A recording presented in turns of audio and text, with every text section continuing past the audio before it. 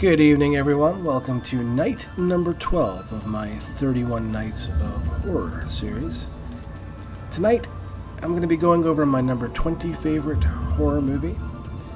And this one is going to be extremely divisive. People are not going to agree with this one. That movie is Donnie Darko.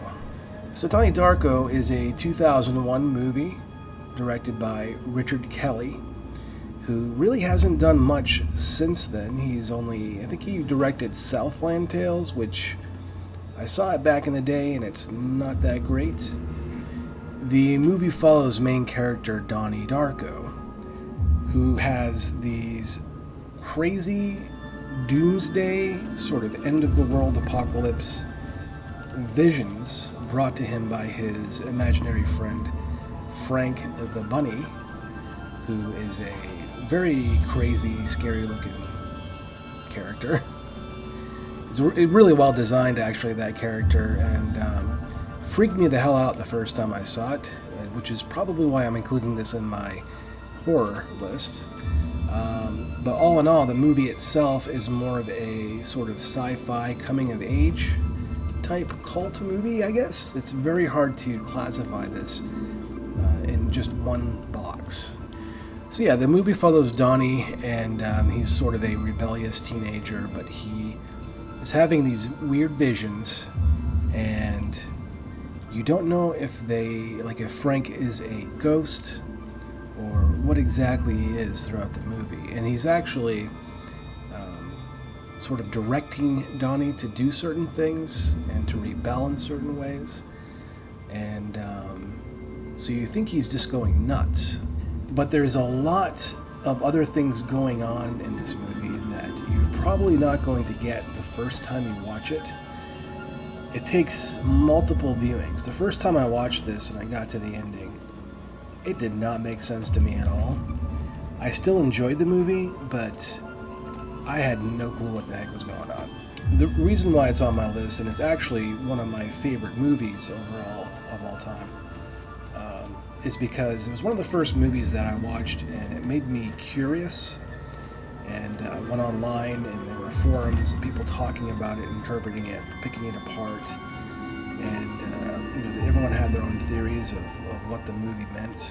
So I'm going to try to summarize this movie very quickly in what I think it means, and that should tell you that even though I've seen it so many times and I still don't know 100% for sure exactly what it means, that it's a very deep movie, and if you have not seen it, go into it with an open mind and expect to have to watch it multiple times to figure out what's going on. So my theory is that the figure of Frank the Bunny is basically the universe trying to get Donnie to put things back in order the way they should be. You see, Donnie sleepwalks. He actually rides his bike to, it's like a mountain with it's like an overlook of the city. And he wakes up one morning and a jet engine had fallen on his house. So if Donnie had been there when the jet engine had fallen, he would have been killed. But he was sleepwalking, and of course he was not in the house at the time. So I think the movie is basically about, like I said, the universe trying to get him to do certain things, to put things back in order, so that he'll be in the house when the jet engine falls, if that makes any sense. And like I said, that's just my really brief summary of an extremely complicated movie. So you're definitely going to want to watch this and judge for yourself. Maybe you'll have an alternate theory.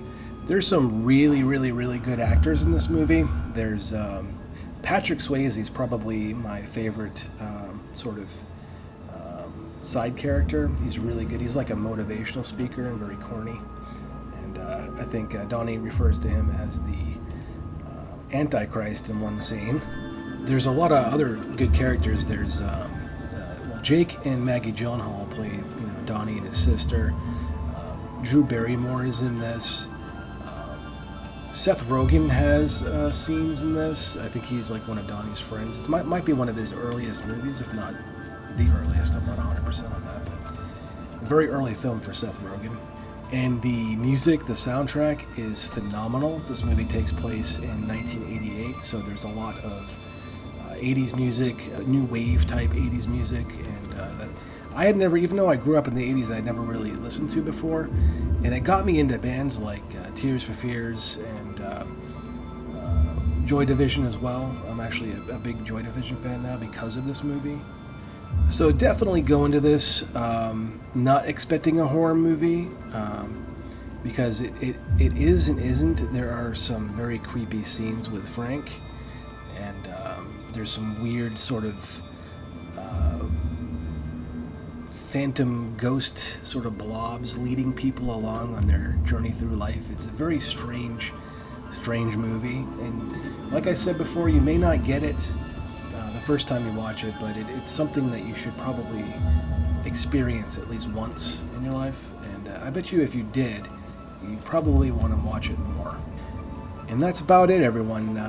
Donnie Darko is my number 20 favorite. Join me tomorrow night for day number 13, and I'll be going over my number 19 favorite horror movie. This one should not be too divisive, but yeah, thanks for watching, everyone, and remember to keep it sleazy.